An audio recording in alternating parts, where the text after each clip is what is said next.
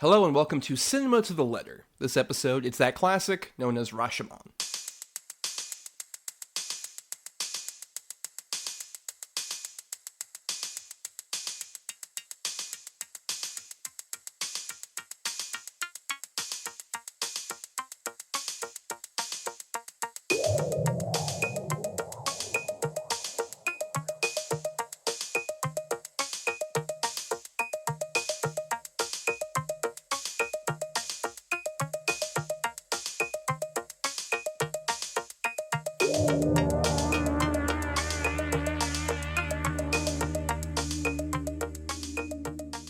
On Cinema to the Letter, we break down the very nature of cinema, letter by letter. For each episode of a film miniseries topic, we cover 6 films that fit a C for classic, I for indie, N for new, E for egregious, M for masterpiece, and A for atypical.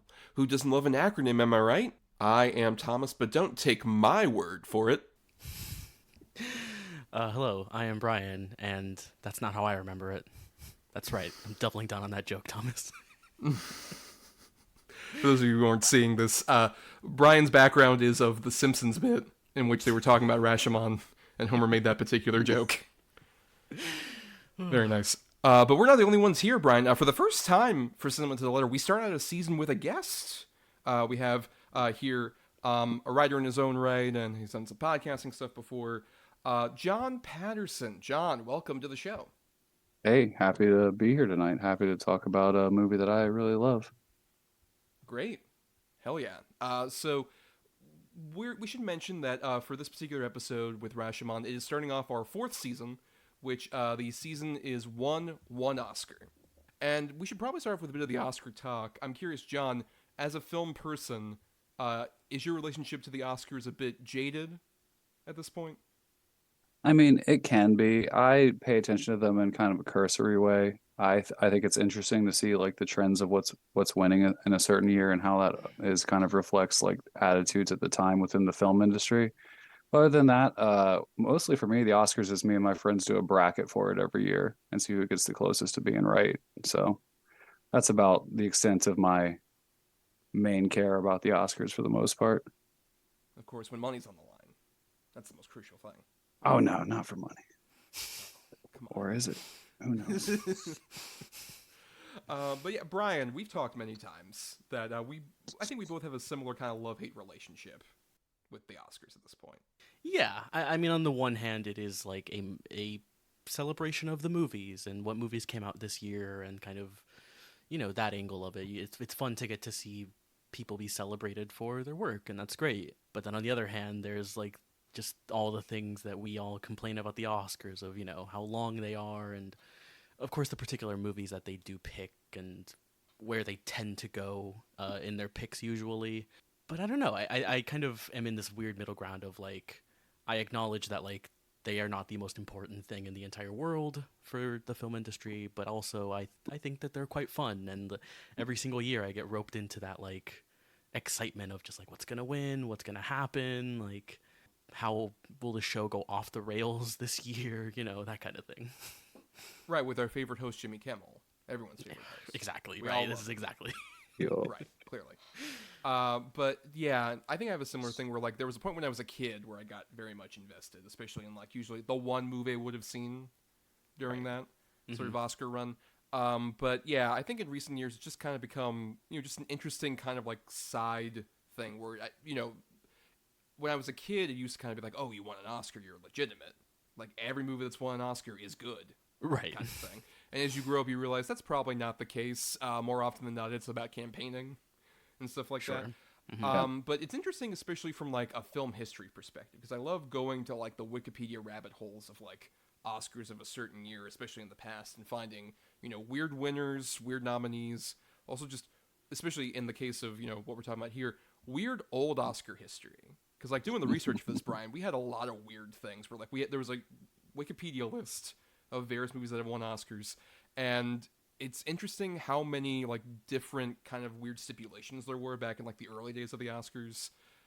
Like, how the first year it's, like, 19, 27, and 28 awards, and eligibility is very weird after that point, and weird categories don't make any fucking sense. Like, what? What is this? Why is this a category? Yeah, and it's especially interesting because of like, especially what we're talking about today, like the best. What is it called now? It's called It's best. international film. Right. Previously was called foreign language film, right? For like Yes, the until longest time. 2020. Yeah. Right. Yeah, and so it's interesting, especially this movie, considering, the caveat that I wasn't aware of the fact that this movie did win best international film, even though that wasn't a category, but it didn't exactly win it in 1950, right? Yeah, it's a weird thing. So this is a basic Oscar history thing with Rashomon. It did win in 1952 the most outstanding foreign language film released in the United States during 1951. Very long on. I don't know how you can grade Such that an on Oscar. annoying, what a weird category name. Right, yes, because from 47 to 55, the Academy Awards presented that as an honorary Oscar award, which we tried to avoid for this season. But literally, as I was putting the notes together for this, I realized, oh fuck, it was honorary at the time. But whatever, we're making an exception for Akira Kurosawa, Right. shockingly. But then there's also the weird thing where this was nominated for another Oscar for Best Art Direction for a black and white film, but not until 1953, because that's when it would have been eligible for the competitive awards. It's so weird. I don't get how that works.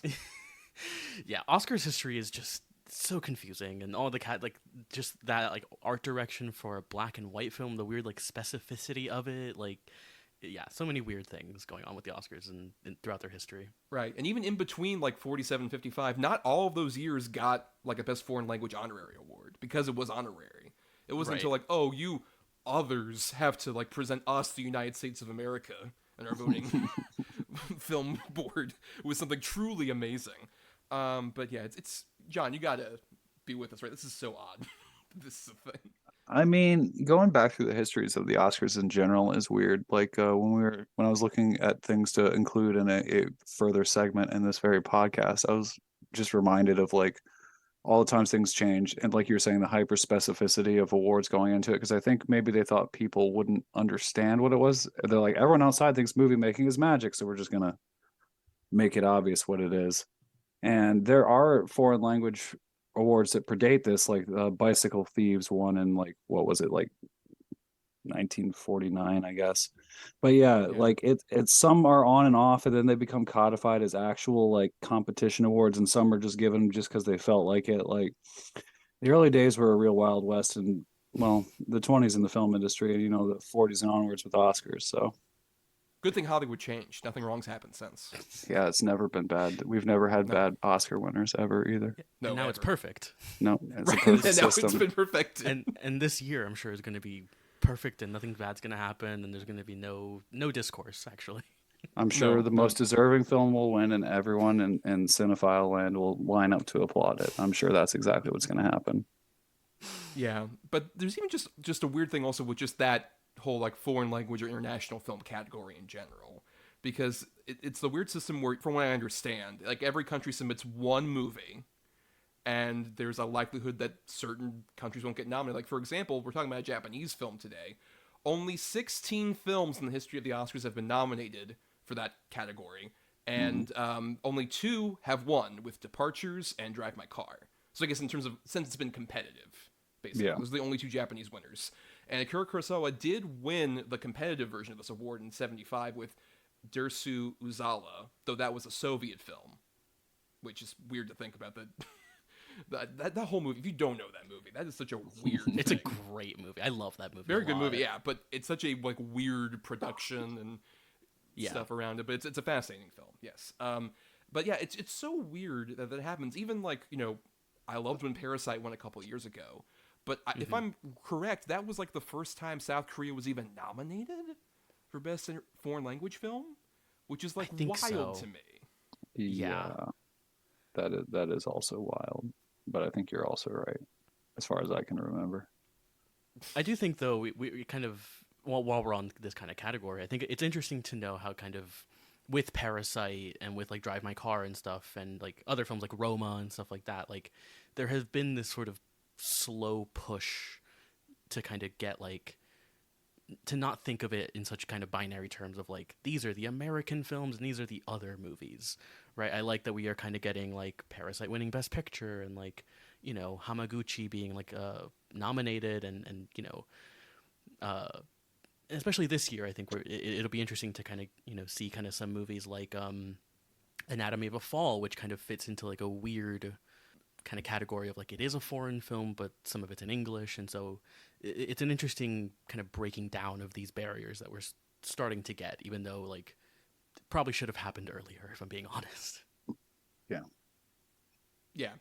And by the way, I did my research. I was correct about Parasite.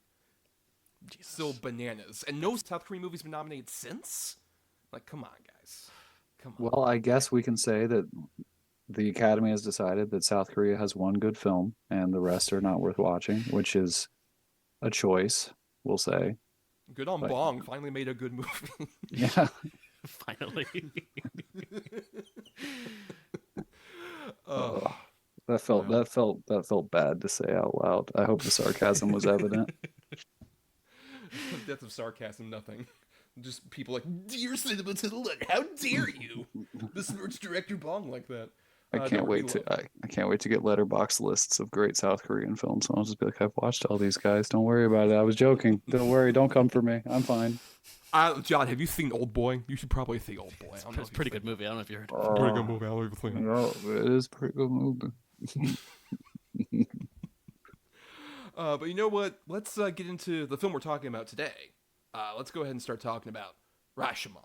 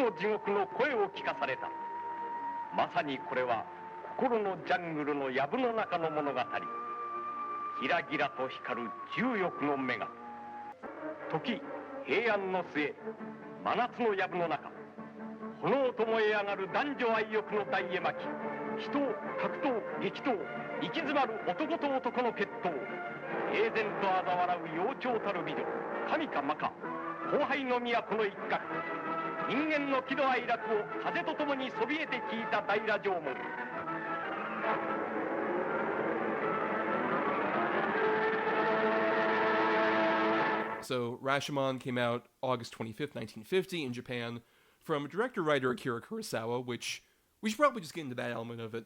Obviously, you know, this might be a hot take to some people, but Bryan and I stand by it. I'm sure John stands by it. Akira Kurosawa made some good movies. We're breaking barriers by saying this. Yep. Truly Yeah. good original. The hottest take I've ever heard. Yeah, I mean, like I remember. I mean, I watched most of his movies around kind of the pandemic. Really, like I wasn't watching a lot of movies in 2020, and I was watching a lot of shows, a lot of like animated superhero shows from the 90s. But that's like a whole nother topic. Yeah, I decided like, oh, I should just watch all of Akira Kurosawa's films, and I watched like almost all of them. I didn't do every single one, but yeah, he's one of those filmmakers who he has at least 5 masterpieces, like at least, you know, certainly. And it's crazy watching his movies, and he rarely missed. You know, he really doesn't have that many movies I would consider bad or even like meh. I think all of them are really interesting and fascinating in some way. John, what's your history with Kurosawa in particular? My history with Kurosawa kind of mirrors a lot of my history with like a lot of the old greats and stuff like that. I grew up kind of in the middle of nowhere. We had one video store that when DVDs were coming out, they had some of those, but they had a ton of VHSs. Through some radio show, I managed to win a year of free VHS, specifically only VHS rental. So I just started digging through stuff. So I watched, what was the first one? It would have been Sanjuro on VHS, like back in like 2002, maybe. And then over the years, I found more of them. And then when I went to college, the library had like a bunch of stuff that was out of print at the time that I was able to watch. So I was able to work through most of his filmography then. And in the years since, I've caught up on the stuff that I've missed here and there. But I've seen a lot of his films. I wouldn't say I've seen all of them without looking at a list right now, but I've seen a lot of them. A lot of his like pre-war stuff is a little bit harder to get a handle of. Right. Yeah. So that's probably my biggest like limitation, my biggest gap when it comes to his film work. But I have been watching him for a long, long time at this point. I guess I'm a bit more of the novice here because Akira Kurosawa, when I was growing up, was just kind of like a name I knew was like, oh, that's a great filmmaker, especially from Japan. And you haven't seen a lot of Japanese movies, Thomas, and it felt almost kind of intimidating to me to some degree. I didn't see an Akira Kurosawa film until in college. I saw Seven Samurai in a theater, like Yeah. big traditional screen, and that was a tremendous experience. I saw it was on my birthday, and that night was the first time I ever got blackout drunk. But that's a story for a different day. As opposed to with Akira Kurosawa, after that point, I saw a bunch of his movies. Not a huge amount. I'm not as I think I'm probably the least versed here, but I've seen like Hidden Fortress, Ikiru, which I mainly watched because of the fucking what was the Bill Nye movie? That was a remake Wasn't it just of it. called To Live? Like, wasn't it literally just a I translation think it's just the of? American title. Yeah, I watched it in prep for that, and just a wild thing that happened. Were you unaware of this, John? That I, happened? I was. This is a what? A Bill Nye remake of Akira? Yes, it's Bill Nye starring in a British Oh, Bill Nye, not Bill Nye. No, Sorry not about Bill that. Nye It the should be Science Bill Guy. Nye. That would My be brain weird. for a second was just like, this is the weirdest confluence of things. So please tell me more. And then he's like on the swing. He's like, inertia is a property of matter. No, but Bill Nye, he was nominated for an Oscar for it. You know, he did a great job at something that felt really pointless. Especially there are certain shots that are like shot for shot, the same like the swing thing. It Yeah. was like shot for shot. I'm like, why the fuck would you even bother with this? Akira's a great movie. But yeah, I've seen that. I've seen Throne of Blood. I recently watched Yojimbo and Sanjaro in prep yeah. for this. Great movies, especially Sanjuro. Love that. Oh yeah. And High and Low, of course. I think kind of underrated amongst like the classic era. I would say because that movie's fucking like intense and it's just people talking in rooms. Yeah. Oh man. Sometimes that's all you need. He is one of those kind of directors who, you could name like 5 to 10 of his movies and like the low, you rank them and like the lower kind of half of that list would still be like masterpieces. I think he just made so many great movies, and even kind of like some of the ones that like I feel like are kind of underappreciated or just like I watched it kind of just from a completionist standpoint, right? Like there's the I Live in Fear, which is like a really like chilling movie about like post World War II Japan and like nuclear fear and all that stuff, and it's not a very talked about movie, I don't think, but it's great, and it just shows how great of a director he was, I think. Yeah. I'm curious, John, what do you think is like the main appeal of Kurosawa? Why do you think he still kind of lasts in the film culture at this point? I know you'll be the first one to say any of this, and I haven't seen much writing or anything about it, so you'll be our freshest take possible. No, I think that the reason that he's lasted so long is that his films, for all of their depth and looks into humanity and everything like that, his films are still really compelling and easy to sit down and watch. Like Seven Samurai is probably one of the easiest 3+ hour long movies there is to watch in the entire world. Like you sit down and you don't even realize the time's passed during it. Or you could take a movie like Redbeard, which is not like have any action or anything like that, and it's still just as compelling. It's the attention to detail. It's the way the shots all blend into each other. It's the editing. Like there's a certain mastery of the style that almost makes you forget you're watching a movie at a certain point. Like you're not sitting there like, oh, this is such a daring formal technique. You're sitting there going, oh, I love this shit. I'm going to watch every last second of this. It's the sort of thing that I think is taken for granted a lot because it can be really easy to say why technically and formally he's a very interesting and very masterful filmmaker. But the fact that he can just make you forget the constructs in a way when you're watching his films is something that is not common at all in filmmaking.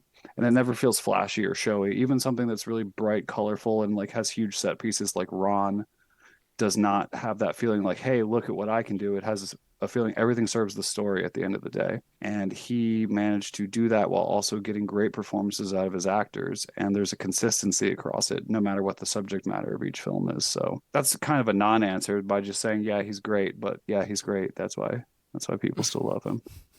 No, I get that though, because I think especially when I watched Seven Samurai, it was wild to me to realize like, oh, despite this, being a Criterion Collection, release, and like esteemed as one of the great movies of all time and discussed in like film classes and stuff like that. It's a rousing adventure that you really get swept up in, like you mentioned before, and especially watching that and realizing like, oh right, yeah, Magnificent Seven is a remake of this. Or even especially like, oh, A Bug's Life did rip this off, or whatever. Like stuff like that. It's interesting to see just how like his films have made ripples to film that still comes out today. And I mean, it can even be something as so simple as like tracing the lines between Yojimbo and what's the Clint Eastwood one, the remake of Fistful of Dollars. Fistful of Dollars, Yeah. And like you can see the parallels there and how they're the same, but they have completely different like not even different tones, but they feel very different. And the climax of Yojimbo where he draws his sword and cuts that man's arm off and you see it fall, and it's like there's not that sort of violence in film at the time, so seeing it is a huge shock, and it also makes you go, fuck yeah, he's got him now, like it's just like the thing. exclamation mark to that particular movie where it wasn't that violent prior to that. No, not at all. It really isn't at all. And then just a massive blood squirt. Yeah, like an interesting thing is like you mentioned like Seven Samurai and it being like it's a very fun movie to watch. Like it's one of those movies like it feels like you're doing homework when you watch it. You're like, okay, let me sit down and finally watch this great movie. And like for many years like I had owned the Criterion version of it, and it had just kind of sat on my shelf because I was like, oh, 3.5 hour movie, like it's a bit older, like is it gonna feel, and then I finally like watched it, and it was just incredibly easy to watch and so much fun to watch. And I think an interesting thing about Kurosawa is that like he often gets kind of lumped into like he made samurai movies, right? And his samurai movies are kind of the most well known, of course, but he really worked in so many other genres, right? Like High and Low is one of his best films, and it is a like incredibly like tight like thriller, and then like it becomes a procedural like toward in the back half. And so I think it's like you said, John, that like consistency, but also the variety of movies he made. Like he made so many different kinds of movies, and especially like later into his career, of course, with like moving into color, and the way he used color is like no one else did in like Kagemusha as well. Like, yeah, it's interesting to kind of look at him and just how many different avenues of movies he made. Yeah, and I'd even say like some of the pre-Rashomon stuff, like Drunken Angel and Stray Dog, are both like incredible films that are worth watching. Like fantastic, and they don't fit into the samurai jidaigeki subgenre at all. They're just incredible like post-war stories essentially, and like a modern Japan and at the time, and all bangers, no notes. And it's so interesting also how his movies manage to like, despite often being period pieces set in like you mentioned like samurai times, or it's still interesting how many of his stories still feel very universal, to the degree that there's an interesting sort of backstory with of all things a canon movie called Runaway Train, which was literally based on a story that Akira Kurosawa had conceived, but never made into a film. Yeah. And then they just made it in America, and it's a canon movie that got nominated for fucking Oscars, everybody. It's so weird that happened. But you can only get that from like an Akira Kurosawa to some degree, in the DNA of that movie. But, let's talk about Rashomon a bit more. This is one that definitely has had a lot of influence from, say, The Last Duel a couple years ago, or Bryan Simpson's background, stuff like that, really contributing to culture. But it's interesting, especially for me, because this is the first time I'd ever seen Rashomon.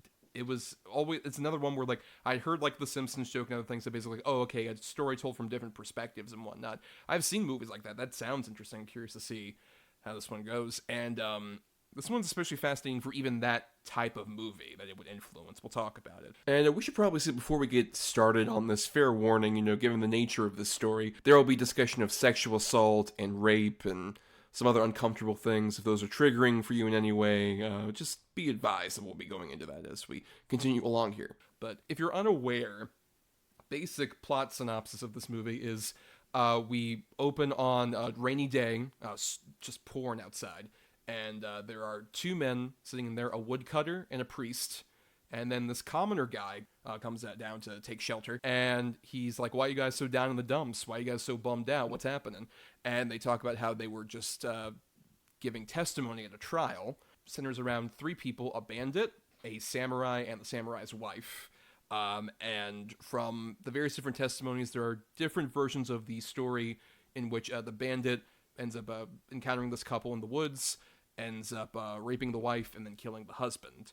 And so it's these various different versions of the story from the people involved, even the dead ones, as we'll talk about in a moment. But yeah, so you've seen probably a movie inspired by this out there, even if you haven't seen Rashomon itself.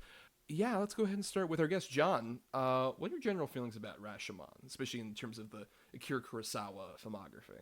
I think Rashomon's interesting because it has a lot of negative things to say about human beings in general. Like not in an overall pessimistic worldview by the end of it, but like it really like calls out certain aspects of the way people act and try to have themselves perceived. And also like the hour and a half long runtime, like this film goes by like nobody's business. Yeah. And I think the small use of sets and recurring locations and having very slightly different takes from each one of the actors for each one of the potential timelines, I guess you could call it, make for a really like interesting and nuanced viewing, especially like second or third time you sit down and watch the movie. Like there's always little details you'll pick up on that you didn't see before. I think it's really open-ended and the way it's supposed to be like conceived as what's the truth or not, because it never really actually says that, and the film never makes it apparent that that's like what's necessary about the film in general. What's necessary is the way that people want themselves to be perceived, so it's the way they tell these stories for other people to think of them a certain way. And I think that's a really fascinating way to take it. A lot of films that say they took ideas from Rashomon tend to go around the multiple truths, but here's the real one by the end of the film. Right. I don't say that. I'm not saying that's a bad thing, but it's just not the way this film is structured.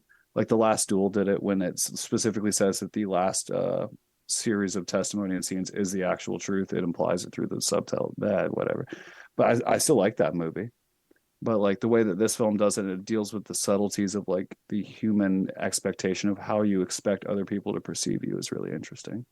And I like this movie a lot. And it's an hour and a half, and you can fit it in as soon as you get home from work, right before you record a podcast. So it's perfect. But by the way, not even an hour and a half, 88 minutes. Yes. Yeah. Something even Al Pacino couldn't achieve with the film 88 minutes. That movie's over 88 minutes long, Mm-hmm. and still upsets me. But Bryan, what about you? What are your thoughts on Rashomon? Yeah, I mean, I think this is the Kurosawa film I've seen the most amount of times. I think I saw it in high school.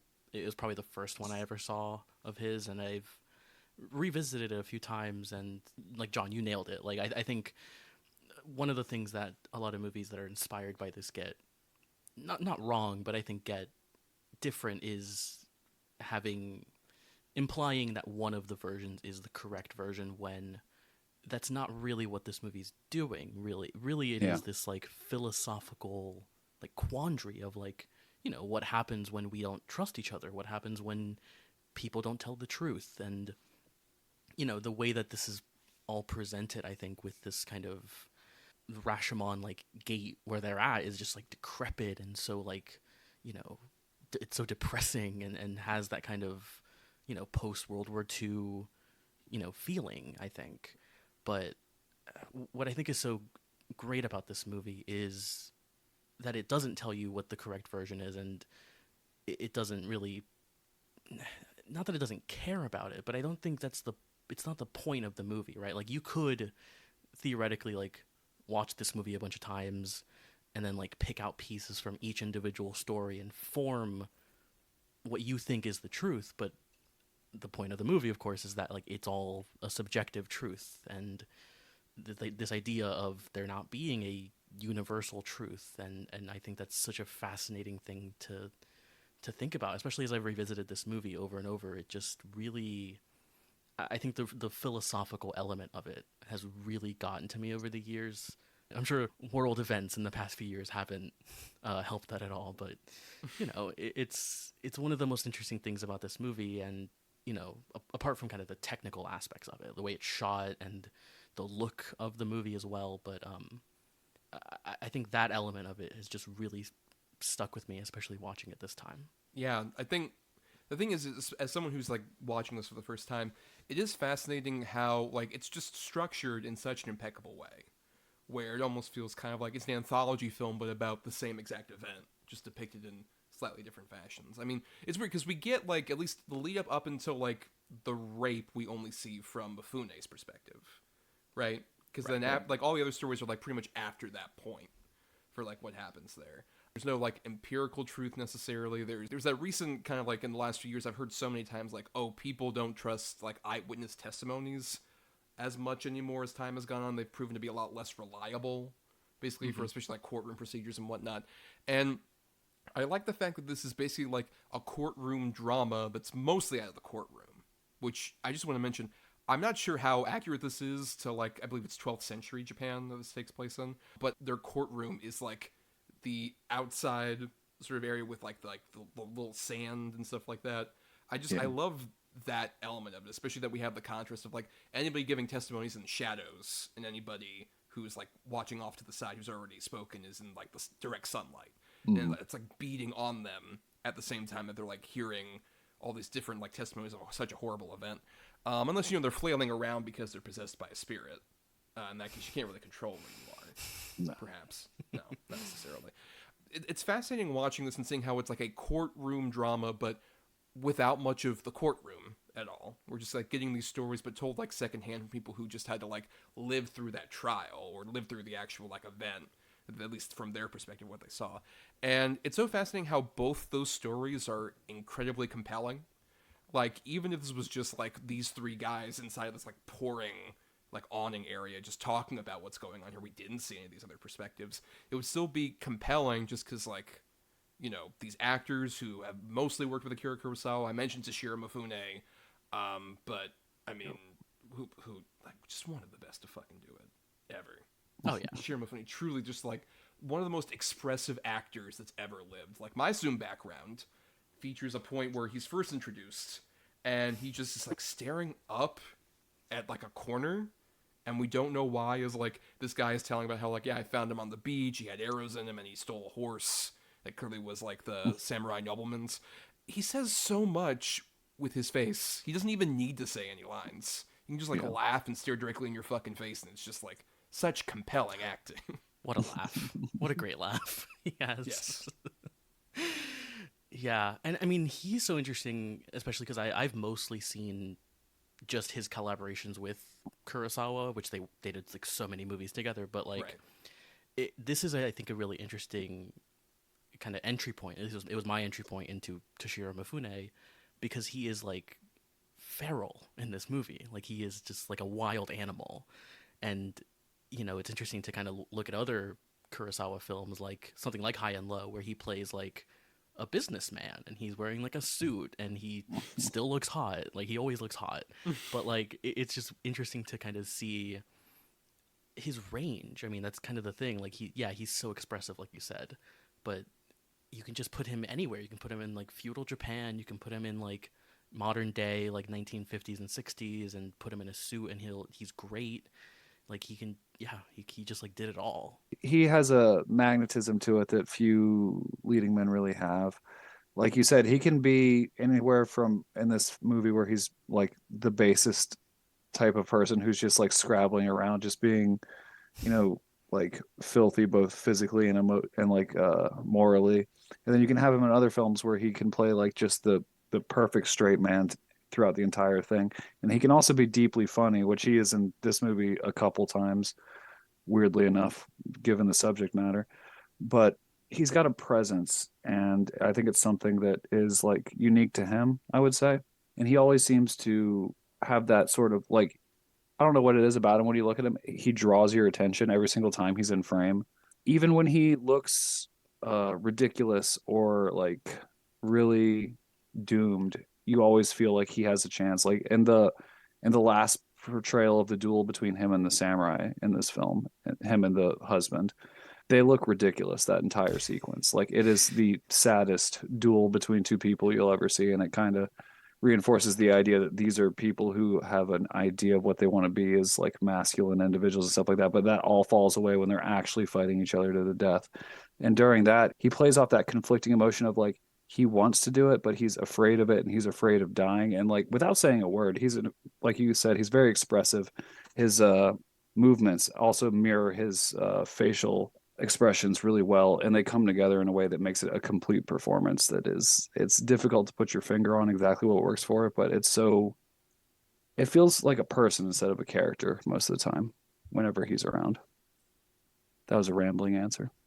No, I think that's very accurate, honestly. I think especially like the wild animal thing, like you can tell that from just the way he like can often almost feel like he's this like big lion. Like that was apparently comparison that Akira Kurosawa brought to him was like, oh, I want you to be like a lion, basically, both in terms of ferocious, monstrous, all those usual things, but also even when he's like laying around, like there's the bit when he first sees the horse go by, and he's just kind of laying there like he's a giant wild animal sleeping. He's like scratching his chest and all this other stuff that just shows once again that kind of animalistic nature. But even like later on, before the final version of the fight that we see, there's that bit where the wife is like tearing them down, totally, the both of them, and he looks over like a child who's just like, oh, did I do something bad? Even though he's like this monstrous, awful man, he still has this like dumb child brain of just like, no, what? Oh, I'm embarrassed now. Okay, fuck up, dude. Great. But yeah, that's the thing. I think for especially like you mentioned, like this guy is this bandit who's a rapist. We like follow the story that's very much about him like horribly abusing this woman and then killing this man. At the same time, you do find him like truly just compelling and dimensional as a character. And I think other movies might be more willing to lean into like just the monstrous elements of that particular character. But I think it's almost more upsetting that you see like these little bits of like childlike nature and you think like, oh, that makes me kind of side with him for a second until you realize, oh wait, no, this guy's monstrous. What am I talking about? That's just the power of Mifune. He's able to kind of trick your brain for that. Yeah, I mean, there's so many moments here. Like, I mean, just him, like the way he scratches himself and the way he like kills like flies that are on his like neck or face or whatever. Like, is just, it's so like, I mean, we keep saying this, but animalistic. Like, he just is like a wild animal here, and I don't know the way he kind of like, walks around, like he crawls on the floor at so many points. He's like, yeah, it's such an interesting performance and such a weird. I don't know. I just remember the first time I saw this being like, oh, okay, this guy is like, I get why this guy is one of the most kind of popular and famous like Japanese actors ever. But I also do want to mention another kind of Kurosawa regular who's in this movie is Takashi Shimura, who doesn't get a lot to do in this movie. But he plays the woodcutter, and he's also just one of those really incredible actors, especially in Kurosawa's films. He's the lead in like Ikiru, and he's in so many of his other movies. But he is just, I don't know, something about his face. I mean, there's a reason why like I will cry anytime I see him on that like swing from Ikiru. But like the way that this film begins on like those two guys, and they're like so downtrodden, and they're just like I can't believe this. What's like I don't understand what's happening, and like it really does sell you on like the gravity of this, right? Because like as the third guy kind of says later, like people kill each other every day. Like what's the big idea with this? But their attitude towards it is so fascinating and kind of adds a real weight to like this story, which could just kind of easily just be like a guy killed another guy and raped his wife. Like one of the characters says like these stories are all too familiar these days or something like that. Shimura is so great in this movie, and one of my favorite shots of him is the first shot we get when he's telling the story, and it's like his axe, and it's like the camera's like following him. Mm-hmm. It's a shot that doesn't look like it's from like 1950.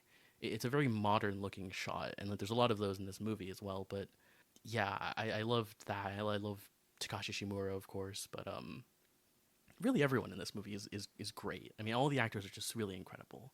Yeah, I mean, I don't know. Do you guys have any other favorites as well? I love the priest. He's a real fun guy. Yeah, Minoru Shiaki, which, by the way, apologies if we mispronounce any of these as we go along. Right. But yeah, I mean, he's pretty great. We should definitely shout out Machiko Koyo, who plays the wife here, Yep. I think is especially amazing, especially considering that is such a tough character. It's hard going back to like some of these older movies that deal with a subject like rape, and you're kind of worried like, how is this going to be handled? Is it going to be tasteful? What's exactly going to happen? Of course, Kurosawa covers it in a very tasteful way, but at the same time, what I like about like her in particular is that like even though like we establish like, oh, all these people are lying to some degree, I like the fact that for her, we are in complete empathy with her this whole time. The movie is 100% like on her side in terms of just like how she's been treated and how that ends up really like causing her to like lash out at these two guys. I think they do such a great job of, while saying that she might have embellished some things depending on which, version of the story, like what you take from any of these different stories, it's still at the same time is firmly in her corner. And I think she does such a great job of, in the various different stories, depicting versions of that character that are just slightly off from each other, but at the same time have that overall empathy about her as a person.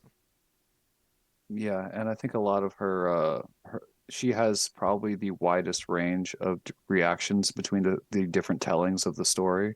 So Mm-hmm. I think she has to do a lot of heavy lifting with her acting to sell it because I think the film does understand that she's kind of a victim of her times. So what she does doesn't really matter in the long run when it comes to the law or anything else. She really plays it up as essentially in the other two segments what these people perceive this how the woman should act in this situation basically. Like for Mifune, he's like, well, I'm such raw masculine energy that she just loves me now. And then the samurai's like, well, I was upset because I'm upset and I'm upset now, but I'm dead, so who cares? And then like you have all these other things that come through it where it's like, oh, these people really don't think very highly of this woman at all, even when it comes down to the woodcutter's story at the end of the day. But she manages to sell every interpretation of her character in each one of the separate segments that she's in. And I think that's a really huge testament to her ability as an actress. One of my favorite moments that she has is like in the Mifune version of the story where he like kisses her and she like looks up at like the sun. We get that like shot many times of like the Yes. sun coming through the trees, and Mm-hmm. it's just her like staring at that for like 15 seconds or something, and then just her slowly like, obviously it's Mifune's version, so yeah, he falls in love with her and all of that. But it's a really incredible performance. And one of the interesting things of watching this movie now is kind of, reading into how it is or is not kind of feminist, and the way it kind of treats its female characters. But like, I think that that's all part of the film, right? Like, yeah, it is about, like you guys said, like the way that these two men think of her, and then how she thinks of herself. I mean, that like the part where she is lashing out of like, I heard you were this great bandit and I thought you could save me, but you're not. You're petty like my husband. It's a really kind of great moment that does give her some genuine agency and gives her kind of a character, which I think is interesting and is not necessarily expected for films of this time. And a lot of Kurosawa's films especially have really complicated relationships with their female characters. Yeah. But yeah, I think it's a great performance and it's a great character. This may shock people out there, but a movie from 1950 isn't quite up to modern feminist perspectives. Right, yeah. I don't necessarily, side with everything this movie's necessarily saying about this particular topic, but at the same time, I think it does a great job of once again just making her like a truly compelling character in the same way that all three of our protagonists are. Like those three sort of like main characters we follow in that part of the story, which we might as well also shout out. The guy who plays the samurai, Masayuki Mori, and by extension, Nariko Hanma as the medium, which I can't emphasize to you guys how, like, despite this movie being so old and me hearing so much about it, I had no idea there was a fucking possession medium thing in this movie. And they handle it so, like, casually, which is my favorite thing. Yeah. There's just the bit where they introduced, like, well, we had to hear, of course, his story. It's like, wait, he died. Well, yeah, but we got a medium for it. And we all just accept that logic. Like, yeah, of course, sky's blue, grass green, mediums can give court testimonies for ghosts. Rewatching this, that is one of my favorite parts of the movie because, like, I love the idea of like well, we need the dead man's testimony, so let's get a medium in here. And just the way that actor Horiko no Honma like plays that of being like possessed, and like there's like the shot where she's walking like towards the camera, and it's like like kind of at a low angle. It just like, I don't know, it looks so incredible, and it also is like kind of a very creepy and unsettling moment in a way, like hearing his voice, like the samurai's voice, I guess, coming out of her. And amazing dubbing too. Yeah. Like, it Yeah. fits perfectly. Yeah.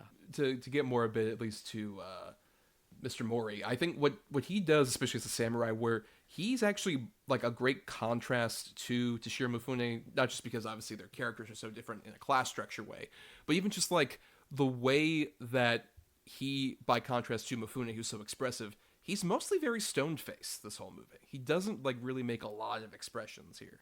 It's like really just small, subtle changes.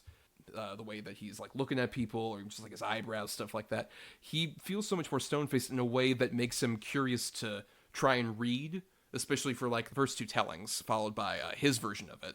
I just love the fact that he's very much like kind of like the side, kind of like almost sort of victim, quote unquote, obviously not the true victim in the circumstance, but he's kind of feels like he's separate from everybody in a weird way until he gets to tell his version of the story. It's interesting how he kind of feels like a throwaway character until he isn't, which I kind of like in the structure of it, and I think he plays that very well.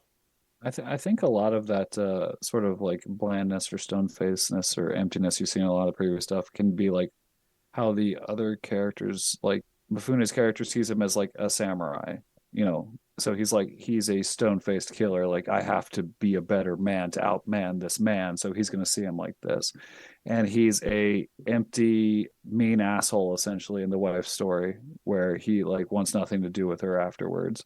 So he's got nothing there. And then on his story, he sees himself as like, oh, I'm living by my code and doing the things that I'm required to do because I am, essentially incredibly masculine in a different way than Tajimaru is, Mifune's character.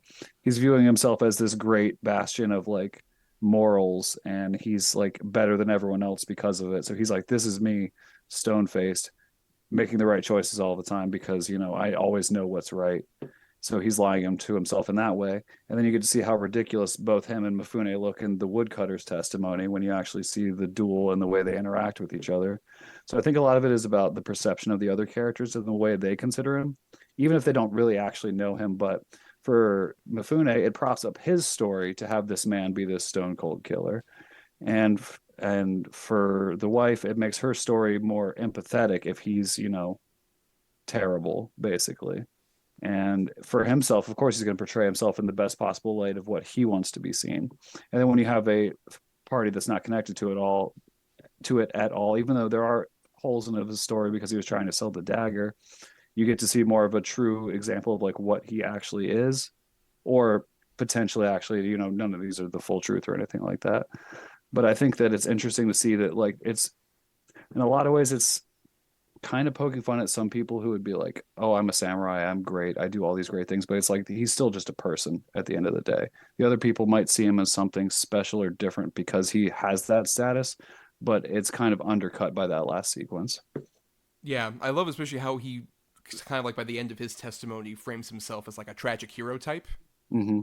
Which I think is great, where he's just like, oh, I couldn't bear my wife being this awful and this bandit stealing so much, so I had to just commit suicide here, like really framing it as like I'm a martyr in this particular scenario, giving himself a more sort of heroic death. And I think that's interesting because there's the point early on before they tell the story where the priest and the commoner and whatnot are talking to each other, like, why would they get his testimony? It's like, because the dead have no reason to lie.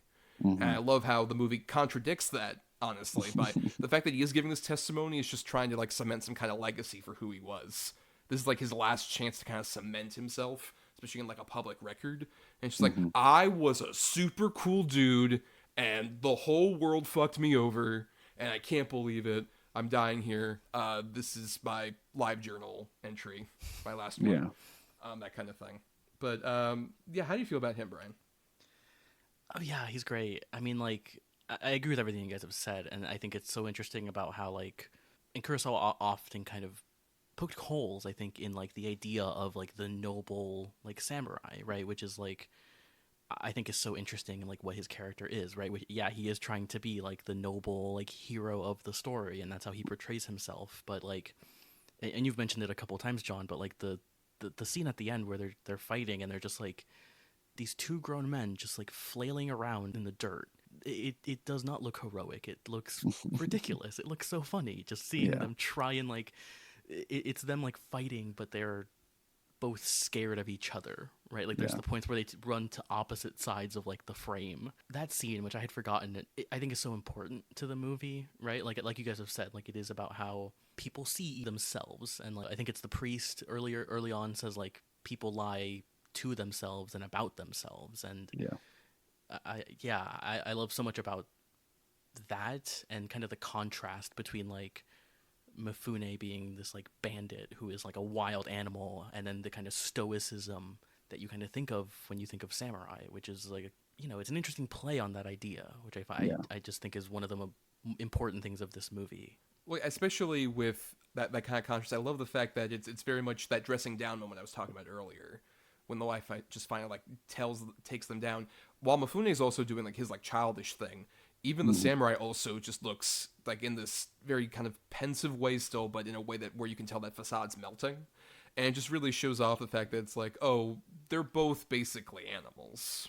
It's just that one like is domesticated, quote unquote, and the other one lives out in the forest and drinks from streams, which I love that shot. Mifune just like drinking from the stream, like laying down over it, basically. And then he says that he thinks that there was poison upstream because he got a tummy ache later on, Right. which he's just like me for real. Like Yeah. I get it. Every time we go out to the movies, you have to go to the stream and drink from the water first.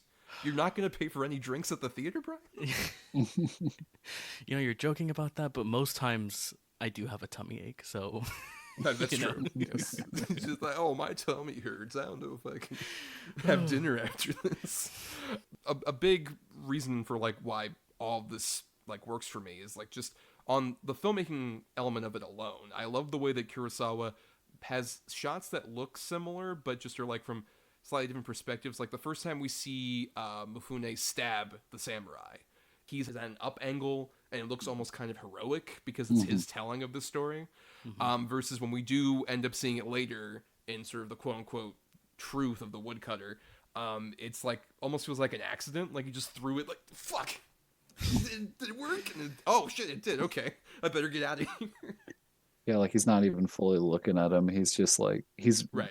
visibly just looks uncomfortable with this entire thing. But he's like, but I gotta do it because I gotta live up to what I said. And it's just like, you're not really selling it well there, Chief. You should It's like you don't do it like you're playing darts, dude. Just, there we go. I mean the look of this movie is so interesting, right? And especially for Kurosawa, who like could do anything, right? Like he can literally just make any shot. He can do so much with in filmmaking. But like you mentioned earlier, Thomas, the kind of sets, right? We have the Rashomon like gate, and then the courthouse, and then the woods. And I mean, one of the things I love about the kind of courthouse setup is, of course, the POV shot, right? Which is like it's all the actors are kind of looking like not straight into the lens, but they're looking like towards the lens, towards the camera. We are in the face of the judges or jury or whichever side Right. they have for that. Yeah. Exactly, yeah. But just all the woodland scenes in this are breathtaking to me. Like just I don't know what they did like back in 1950 with that camera, but like the woods around them look so ominous almost. I don't know. There's this weird kind of dreamy, not nightmarish, but kind of creepy look to like the woods of this. I don't know what it is. And of course, like we get just so many shots of like them looking up into like the sun and the sun through the trees and everything, which I've watched a few kind of like interviews. Like I watched on the Criterion channel. You can watch Robert Altman talk about Rashomon, and he talks about how he saw that and then like copied it immediately because he was like, oh my gosh, that's like what a great shot. But yeah, I mean, there's so many technical moments. I'm curious, kind of what stands out to you guys, and kind of any shots or any kind of edits or stuff like that sticks out to you at all. I like that you guys pointed out the difference in the feel of the shots when it's the woods, the gate, or the court setting. Like the court setting feels very formal. It feels very rigid, almost what you would call like a professional shot. Like Hmm. it's not meant to be a certain way. It's meant to make you think, oh, this is a serious. This is the law. We're doing this. And once you get out into the woods, it almost feels fairy tale like in the woods with the Yeah. harshness between the dark and the light and the way it was shot in that manner and the way the camera roves and it moves and it seems to move along with the cadence of the story being told and the thoughts of the character because even in between the different characters like the shot styles are different. For example, when it's the wife story, you can see a lot of like you were talking about, there's a lot of dread, there's a lot of horror in this setting. And when Mifune is telling his, it's like, oh, all this light's shining down on me, and I'm doing all these things because I can, and it really affects the way each story plays out in a way even beyond the way that the story is being told, but also the way it's being seen.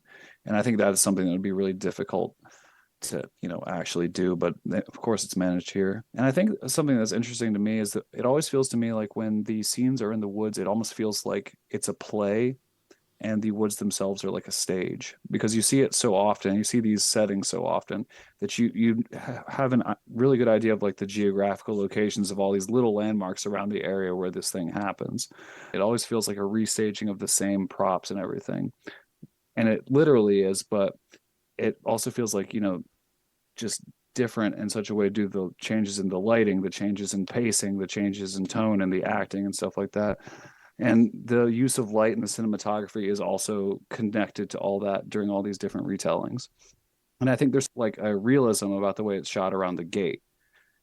And it feels more like an Italian neorealist film in the way that it's shot in a lot of ways, or something like the Burmese harp or something like that. But it feels different than the others as well. So it's like a film that's very neatly cut into sections that have been put together in such a way that they're compelling, and you can just see all these elements like in the way that they appear next to each other and how they conflict and connect. And I think it's a really fascinating way to make a movie like this, especially if you're on a budget. You have three locations essentially, so you make the most of it, and it's done perfectly here. And especially with like how, despite this being 1950, like the thing we are talking about with the lighting, like finding out apparently that a lot of this was he wanted to do natural light, but it didn't quite show up so well. So it's a lot of like mirrors or like surrounding these characters, and I think it like really bakes you inside this environment. Like I love that shot Bryan was talking about earlier when the woodcutter's first telling his story and we like travel through the bushes with him. Mm-hmm. It's as if like you're entering kind of like also the fairy tale thing that John was talking about. Like you're entering into our woodland area that's like far off from society. And that's like just a simple thing versus I think like the shot that like I think I'll remember from this movie is the one where the wife is by the stream and it's just like this beautiful shot like panning down as she's like her horse is in the background, like we see like the trees and whatnot. That is just like a genuinely gorgeous shot that I think also kind of works for like what we're talking about here with kind of like the light and the heat that's going on from the sun. However they use those mirrors and whatnot, it does such a great job of like baking our characters in it, and you can see how they're reacting fully. I mean, on the kind of like the use of these three different sets, like one of the things I love is just how different they're all like shot. Like the rain in the Rashomon gate looks like incredible. Like it's just Yeah. like really like great looking like rain, and just the way that like like you said, Thomas, like the woodland areas, the way they're using like mirrors and stuff like that, the way that the sun looks so bright, like and especially as people who grew up in Florida, like it we relate, but like it just looks like it's like beaming down on like the actors and like especially like Mifune, who is like so sweaty in this movie. It's just like sweating all the time. Yeah. But I just love the way that looks, right? Like the way that it's, he's making those kind of the brights really pop. It also gives like the kind of that fairy tale quality where it feels like the movie's like glowing at times because of how bright it is. Like I love when the woman with like the veil on, and it is like it's like she is like glowing like her from her veil. It's a really incredible like effect that I like is not really. Earlier, John, you mentioned like how Kurosawa doesn't really like his movies aren't flashy in that way, and I think this movie especially like is not really flashy, and yet it's doing so many interesting like tricks and so many interesting like the way he's setting up the camera as well, like especially in the Rashomon sections, like just those really great close-ups that are just like really, really, really like, I don't know, they're like sumptuous. They're just like so great to look at. Or even just down to like not just how it visually looks, but even and I'm cribbing this a bit from shout out Donald Ritchie, who was a guy who would write like a whole book on Kurosawa. And there's like, speaking of Criterion, his 2001 commentary for Rashomon is on there. I would recommend that.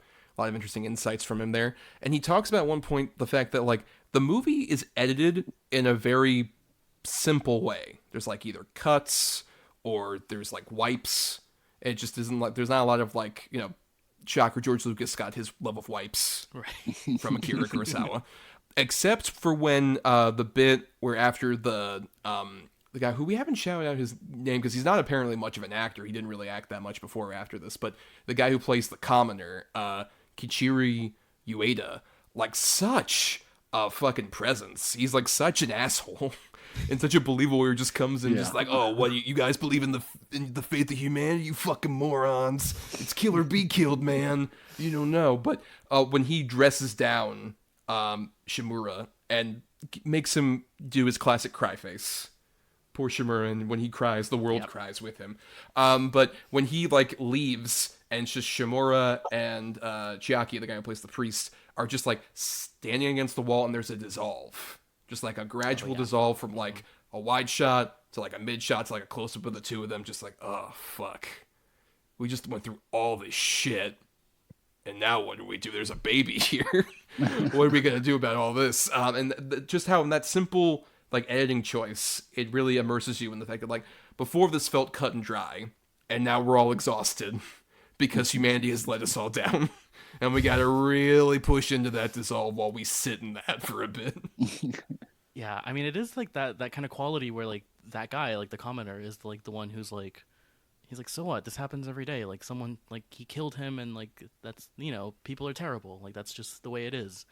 I don't know, the way that they kind of unravel this to be about like, no, it's deeper than that. Like this is about like, you know, trust in like humanity, but also trust in like each other. Like, can we, you know, especially towards the end where we get like the kind of woodcutter revealing like his version of the story and the whole thing with the dagger, which is like this really great moment where he's like, you know, see, like I told you, like even you're as bad as like anyone else. Like you're a bandit calling another bandit a thief, kind of thing. Like it is such a fascinating examination of just that idea, and especially as we get to like the end with the like surprise baby that's been there the whole time, and which I don't know, I like, it really does, like, even though this is like an 80-minute movie, it does let you sort of like in that shot you're talking about, Thomas, like it lets you sit in like this like philosophical question that this movie has presented you, and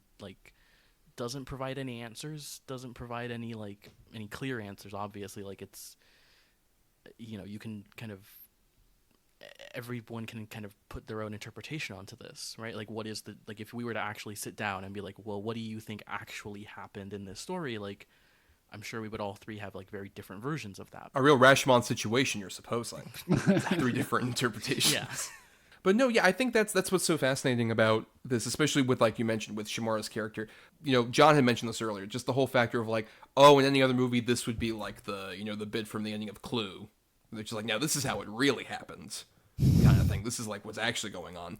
As we get later on, the reveal of like, oh, he's like a father of 7 and he wants to adopt this kid. Yeah. Where it's almost just like, well, sometimes we even sort of like embellish the truth just to like fucking protect ourselves to some degree. Like, the world sucks. Horrible things happen all the time. And, you know, especially in our modern day age where we just see horrible news item after news item that just, like, especially in, like, a 24-hour news cycle that we live in currently and from various different outlets. Like, it all just, like, shows off the fact that sometimes even that lying is, like, it's not, you know, the truth once again, but at the same time you get sort of, like, the human element of it where it's just like, I don't know, man, yeah, I would want, like, an answer. Like, sometimes you don't get answers, but you want to have that kind of knowledge of, like, well, this is what I saw, and this is my answer. And even then, you can't tell that to people. I love the fact that when he's actually does his testimony, it's all the simple stuff that, like, is provable. Of, like, I discovered this, the dagger, the horse, all this other stuff. and that's all he can really tell the people, as opposed to like what he has to tell himself so he can like fucking just sleep at night. Hmm.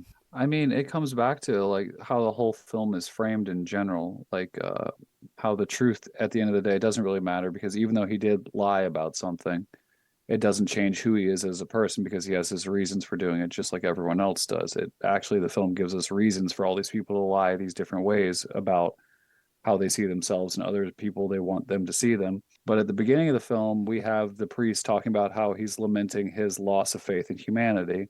And by the end, he's regained it again because even though this man has lied about stealing this dagger from this crime scene in order to sell it, he sees what type of person he actually is when he is confronted with this baby that's been at the gate the whole time. So it doesn't matter at the end of the day that he did indeed lie and the story wasn't 100% true. What mattered was what the person was who was saying the story.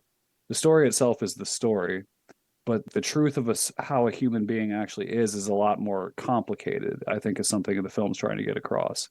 And by having that last end twist, you can, with the baby coming, you can have the commoner dress him down and tell him how he's no better than everyone else because he did this thing that he didn't want to say and he lied about having seen the crime and everything. But at the end of the day, he's still willing to take in this child. So the priest is, happy to see that there are still good people, even though if they have to do stuff that's not necessarily good all of the time. And I think that's kind of one of the most important things with the film is it's saying that the way you talk about yourself and the way you want to be perceived don't really illuminate the way you actually are. Only your actions can actually do that. And the stories themselves, they're stories and they're going to be fabricated in one way or another so that you can either protect yourself or make yourself look better. But the reality of how you treat others and how you actually carry yourself are the things that are important, at least to the priest by the end of the film. I mean, one of the things I find so interesting, kind of on rewatching this movie as well, as we're getting into like the philosophical kind of elements of this movie, is like a detail I kind of really gleamed on to this time was how, when kind of pressed for like, why didn't you like tell the courthouse, why didn't you like do anything, is like he says like I didn't want to get involved, and it's this like really kind of weird like kind of case of like bystander effect, Mm-hmm. which is like a kind of interesting thing to think about, especially for a film in like 1950. Like I remember learning about like the bystander effect, but I don't know when it was like actually like coined. But like that's such an interesting detail that I just think about of like he doesn't want to get involved in any of this, right? Like he's kind of treating it like it has nothing to do with him, and yet it does, which is I think is such an interesting kind of point of the movie. Apparently, that term was at least confirmed in '64. First time it was proposed anywhere. Oh, okay. So Yeah. it predates that a bit.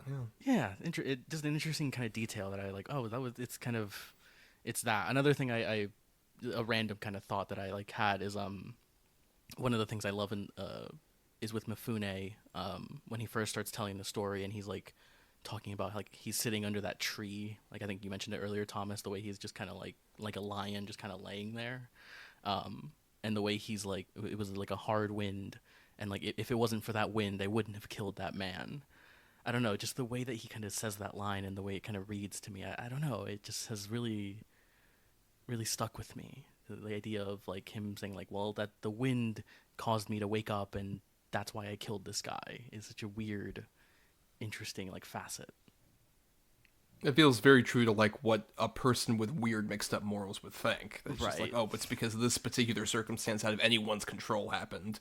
Therefore, I must kill this man.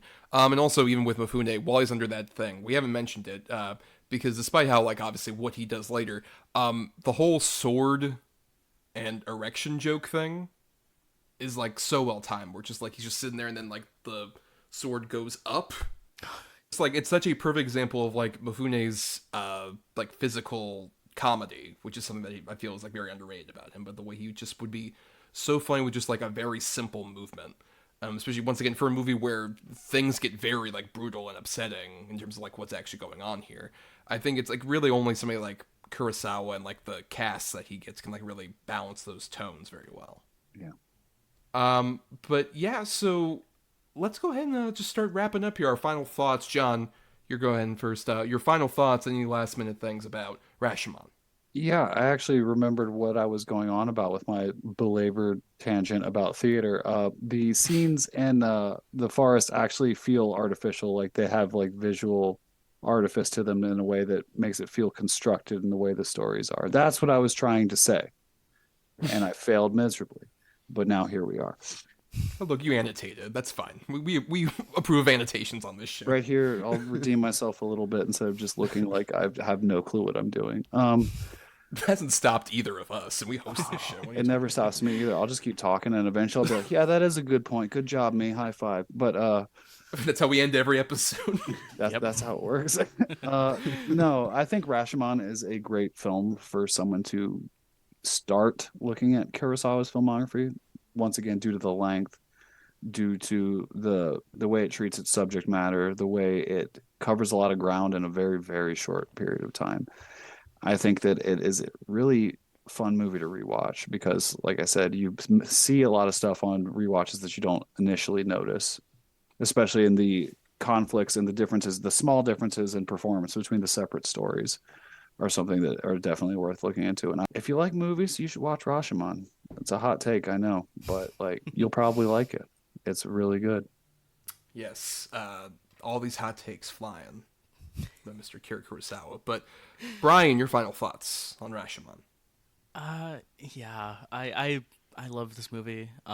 It has really grown with me since I first watched it. Like, I feel like when I first watched it, I had that kind of reaction of like, yeah, this is a good movie. This is great. I kind of acknowledge why it was so influential, why it was so important. I have really just like come to love it and appreciate so much of what it's been doing or what it's doing as I've rewatched it over the years as a more philosophical film than necessarily like a narrative, right? Like it is more about those questions that it's asking. And I think, one of the interesting things of like movies is how they raise these questions and don't necessarily answer them, but allow you to answer them and kind of in your own way and in your own interpretation. And Rashomon is so much about that, and it's about like, you know, the idea of, what happens when people can't trust each other and when we can't trust in the truth, right? And what is the truth, and is there such a thing as like an objective truth?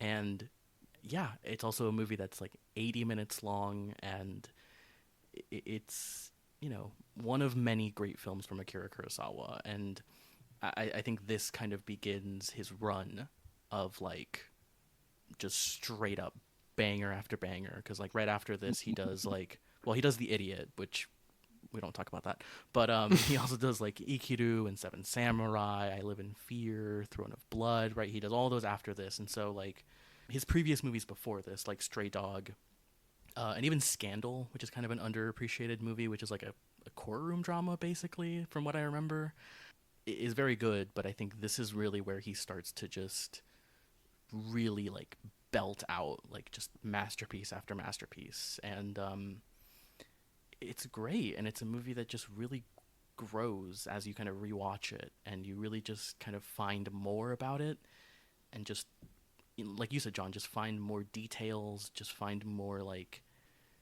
interesting nooks to kind of go into. And yeah, it has so many great Kurosawa regulars like Mifune and like Shimura. But yeah, I love it, and I love Akira Kurosawa. But yeah, that's my final thoughts. Film Twitter's gonna roast us for how much we just throwing these hot takes around.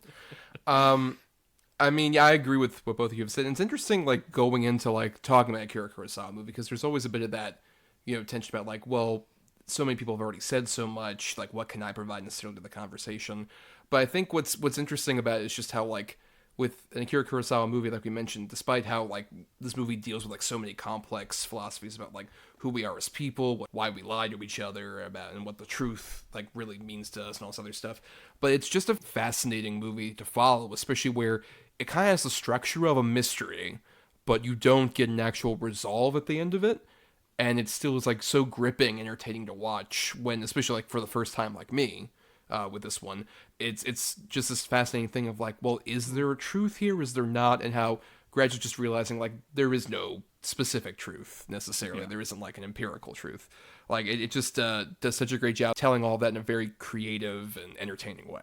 But let's go ahead and get to our regular segment, Between the Lines.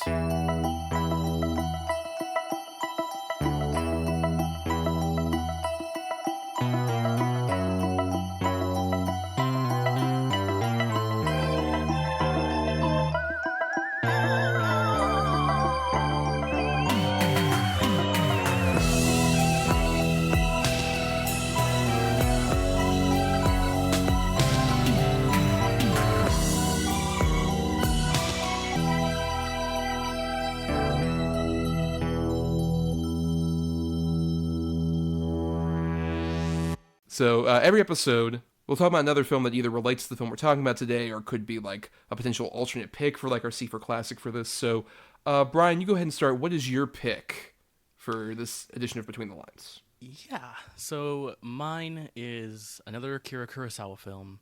I couldn't stop myself. I'm talking about a movie he made literally a decade after this in 1960.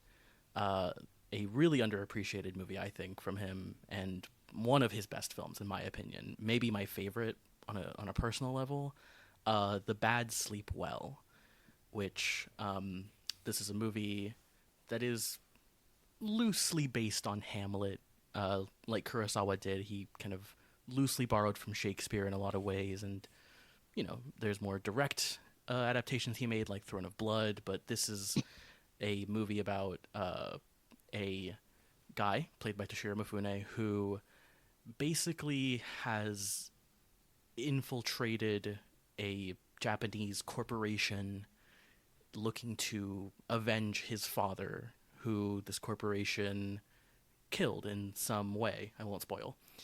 And it goes so much into themes that Kurosawa dealt with in his other films, like corruption, corporate corruption, and kind of bureaucrats and that kind of thing, but also ideas of evil, right? And how he saw kind of those bureaucrats as evil. And it's a really incredible thriller, and it has some really incredible moments. Like there's a really great section at nighttime where a guy sees another guy who he thinks is dead, and it's just this really great like shot in the dark, great black and white photography.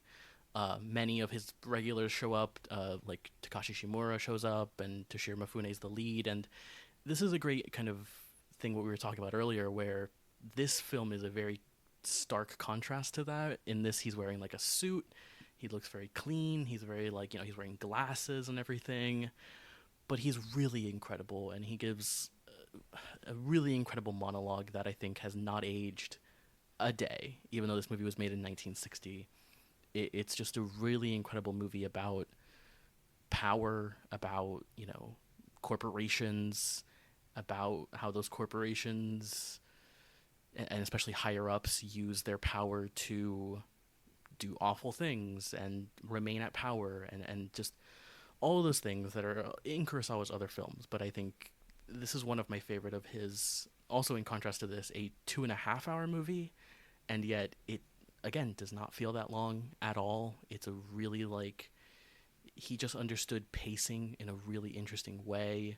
It's one of my favorite Kurosawa films. It's the one of his that definitely surprised me the most. It is also maybe his darkest, especially the ending, which I think is transcendent. I think is a really incredible ending to this movie. But yeah, that's my recommendation. Thomas, have you seen this one? I know you're not as well versed on Kurosawa, but is this one that you have seen yet? I have not seen this one, and honestly, I hadn't really heard about it until you said this was going to be your pick. But then doing like cursory research, I'm like, oh, this does sound interesting. Like a true film Philistine, I went with the shorter Kurosawa movies as prep. Sure. Just literally based on time crunch. But I'd love to see it. Have you seen this one, John?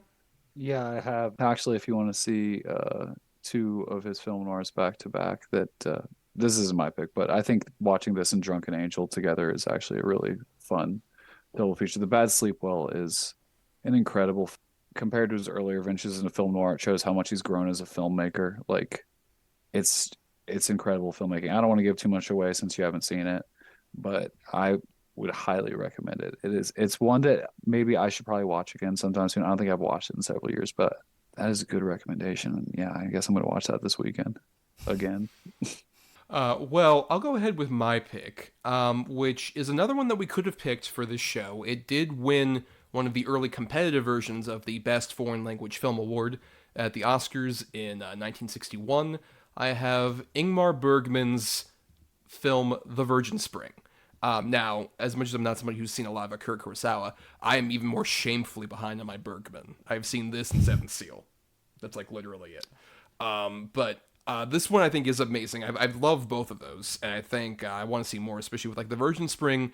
It's very interesting, especially considering, speaking to some of the stuff in this episode and content warning. This is sort of the early precursor to the rape revenge film, quote unquote, because it's basically about this father and daughter who live out in the woods in Sweden, who are accosted by bandits who come in, and they end up raping the daughter, and it's very upsetting. It's very cruel, and it's fascinating because I think it deals with it in a very like I mentioned, a tasteful manner, like we did with Rashomon. I think it's a tastefully, but also in a way that feels a lot more impactful to me, because I think that whole rape revenge genre is mostly full of garbage, quite frankly. Like, say, a film that directly was inspired by this one, and I know has a lot of love in horror circles, but hot take, I fucking hate Last House on the Left. Like, I get, obviously, like, at the time, there was sort of a factor of, like, oh, this felt, like, different and interesting. At least that was always, like, the narrative that I got. But then watching The Virgin Spring, it's like, well, that movie's a lot more, like, grimy and gross. But The Virgin Spring does such a great job of dealing with all these things without ever, feeling like it needs to be gross or awful, just really dealing in, like, the emotional element of it. And when the revenge ends up happening, it feels not like a righteous thing. It just feels like it's, once again, like humanity just kind of, like, falling apart because of, like, all these horrible things we do to each other. And I think it's, an amazing movie. And despite, if you can deal with the subject matter, I think it's incredibly compelling, and especially, like, it's the only rape revenge movie we ever needed, quite frankly. I love Bergman. I've seen a few Bergmans, and I own the, like, Criterion, like, 100 Years of Bergman, like, box set, and it has, like, stayed on my shelf staring at me, like, when are you going to watch all these, like, 50 movies or whatever? But this isn't one I've seen. It's one I've neglected. It sounds very interesting, though, especially for Bergman, so it's definitely one I need to watch at some point. And speaking to the sort of length thing we had earlier, 89 minutes long. Quick movie. Hell yeah. Yes. But John, have you seen that movie? Have you seen this movie? Yeah, The Virgin Spring is probably one of the, I know with the subject matter, this is going to sound wild. It's probably one of the easier Bergman films to, like, get a feel with. Like, it feels different, I would say. But The Virgin Spring is great. And I came to that one actually in kind of a reverse. I write and research predominantly about horror. So I watched those two movies that you mentioned, Last House on the Left and The Virgin Spring, in reverse order. So I watched Last House first and then The Virgin Spring. But The Virgin Spring is a fantastic film, and seeing how it lays the groundwork for a lot of the things that would become archetypes and cliches and story beats for the rape revenge is fascinating, because I think Virgin Spring was essentially based off of a folk story. I could be wrong. Someone please grill me if that's incorrect. But so it's basically like I said, like a folk story, like it's a cautionary tale in a way. And then, to see that the way that would go and be ran with later on in the 70s onwards is interesting. But The Virgin Spring is actually a great film. And like all of Bergman's films, it's just absolutely beautifully shot. And it's definitely one worth seeking out. And I think you said that the two you had seen were that and The Seventh Seal, and that basically makes sense. That's a really good primer for Bergman. I think that kind of gives you a taste of two of his different things he likes to do. Mm-hmm. So, like, if you'd like those, spring out from there onto his other films, and if not, you don't have to. You don't have to like everything. Oh, true, very true. But what about your recommendation, John? It took me a minute to figure out what I wanted to do for this, but I'm actually going to go back to the first Best Picture winner, Wings from 1927, directed by William A. Wellman. It's a film that I watched, I don't remember, maybe 10 years ago. You ever watch a silent film and you just you just don't understand how that was made in the year it was made. Like the formal brilliance of some of the tracking shots. Like I remember the tracking shot in the bar went around Twitter for a while where it's a push forward Oh, to that's what come that's from. that's what that's Oh, from. Yes. okay. It's a push forward across multiple tables through a party to find the scene.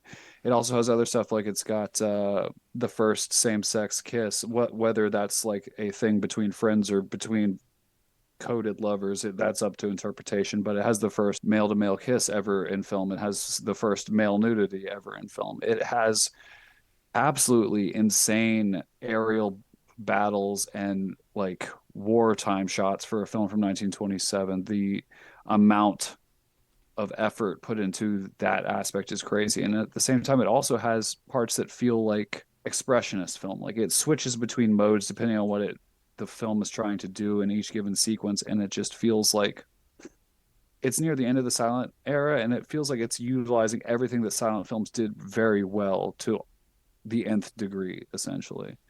And it's underseen, and I think that it should, get a little bit more eyes on it, and that's why I wanted to bring it to everybody's attention today. It's also a romance. What is it? Wikipedia says a romantic action war picture, What a picture. and that's not something you get to say every day. That's all you need for a movie, really. Yeah, it's everything, Really? right? Yeah. I have not seen this one. I have seen the best unique or artistic picture from the first Oscars, Sunrise, which is a great movie as well. But I have not seen Wings. Once again, speaking to weird fucking categories, we're just like, we need an outstanding picture and best unique and artistic picture, just to really delineate it for everybody. But no, I have not seen Wings. I definitely want to see it. I'm assuming, Brian, based on you not knowing that shot, that you have not seen this either. No, I see that shot whenever it goes viral on Twitter every like 2 weeks or whatever. But apart from it being like the first Best Picture winner, I didn't really know much about the movie, to be honest. And honestly, John, you've sold me on it because I really want to see this now. Yeah. Despite it being 2.5 hours, I'm seeing. Yeah, there's a whole thing with the Oscars I didn't mention earlier of like I love like checking off the Best Picture winners that I've seen. Right. That kind of thing, especially like around the time the Oscars happen, I'll watch, like, I haven't seen this Best Picture winner. I'll go ahead and watch that and just add to that letterbox list and whatnot. But yeah, let's go ahead and repeat our titles for everybody out there in case you want to add them to your watch list or whatnot, Brian. Yes, I had Akira Kurosawa's 1960 film, The Bad Sleep Well. And I had the 1960 Ingmar Bergman film, The Virgin Spring. And I had the 1927 William A. Wellman film Wings. Yes. So we're going to be wrapping up here, but stay tuned to the end, as we thank some people. Like we want to thank, of course, Burial Grid for our intro music. Purchase this music at burialgrid.com. Thanks to Michelle Kyle for the artwork. Find her at MishKyle96 on Twitter. And thanks to our patrons at patreon.com/cinema2letter, where every month for the $1 that you all contribute, you end up getting bonus podcasts. We record stuff all the time, like you would be able to hear, in our interim. We would have put out our review of Jason Statham's The Beekeeper, which we haven't seen yet, but we're excited to see it. Real, Akira Kurosawa film and a David Ayer. Akira Kurosawa and Jason Statham should have worked together. That would have been. Oi, I'm the samurai. But yeah, you'll be able to listen to that, and you'll also be able to hear our bonus podcast by the end of the month, in which I introduced Brian to the 90s animated series from Simpsons co-creators Al Jean and Mike Reiss, The Critic, a very cinema-focused animated show that I'm curious how, if a Zoomer like Brian will get all these weird references that are in there that I didn't even get the first time I watched this show. Oh, I can't wait. That's going to be fun. Yes. But you can hear all that stuff and hours of bonus content we did before that over on our Patreon for just that $1. Once again, it's patreon.com/cinema2letter. But we also want to thank our guests. John, thank you so much for being on the show. Thank you. Really appreciate it. Go ahead and plug yourself. Where can people find you on the internet? You can mostly find me. I'll post about whatever I'm writing over on Twitter on @astroslop. I'm coming back to writing freelance again. I kind of took last year off. I'm also working on that book about queerness in 1950s and 60s horror and sci-fi films. So I'll be posting more about that as it comes out. But it should be a lot more writing coming out lately. So pretty excited about it. Great to hear. We'll definitely read. Hell yeah. But for more of us and our little rinky-dink operation, you can follow us on Instagram, Facebook, Twitter, whatever hell site you use. We'll be at cinema #2letter on there. And you can find me on Twitter and Letterboxd at Not The Who's Tommy. And I also do some writing over at film-cred.com and also at marianithomas.wordpress.com, where hopefully I would have already released my top 20 list of 2023. You could read all the movies that I ended up really liking, so you can avoid them. Because why trust my taste? Yes, and you can find me on Twitter as well at BRYANDRADE and the number 3, where I still go on Twitter once a day. I love to wake up and go on hell. Or you can follow me on Letterboxd as well, where I'm much more active, and I'm got so many lists going on. I love to update my lists, so follow me on there. And for more of us, please subscribe to us on Apple Podcasts or other podcasting platforms. If you're listening on Talk Film Society, why not listen to all the other great shows on the network? And you can also dig into the archives for our Podbean main feed for the past 3 seasons that we've done of this show, and also all the old double-edged double bill stuff I used to do. All that is on there for you to peruse. And, if you can't support us on the Patreon, that's cool. Money can be tight for people, but the best way to help us out for free is to rate, review, or simply share the show around and give us more visibility, at least your perception of how our show is. That's what you can put out into the world. But let's go ahead and tease our next episode, Brian. Our Eye for Indie for this one Oscar season is going to be about Eternal Sunshine of the Spotless Mind, which I'm very curious to revisit. 20th anniversary here. John, are you a fan of this one? I haven't seen it since I was a teenager, probably, so it's hard to really say. I'd have to go back and watch it. I do enjoy Kaufman's work, so I'll have to get back to it. I don't have a whole lot to add. I remember liking it, but it's been too long. I mean, to be fair, it's the same for me. I have not seen it since I was a teenager as well. I'm very curious to see how that holds up. And there's also so much to talk about, Brian, right? With like Jim Carrey, Michel Gondry, Kaufman, as John mentioned. There's so much there. What a cast. Yes. Yes, I'm. It's a movie I've seen a few times, and especially since I first watched it in high school, and it still is one of those ones that kind of really gets me on an emotional level. So I think I'll see you guys here with some tissues because it does make me cry often. It'll be very interesting to discuss that, but that's for next week. Until then, everybody, I think now, with whatever editing we've done, we've gone over 88 minutes. So therefore, we are either inferior to Akira Kurosawa or we have beaten him.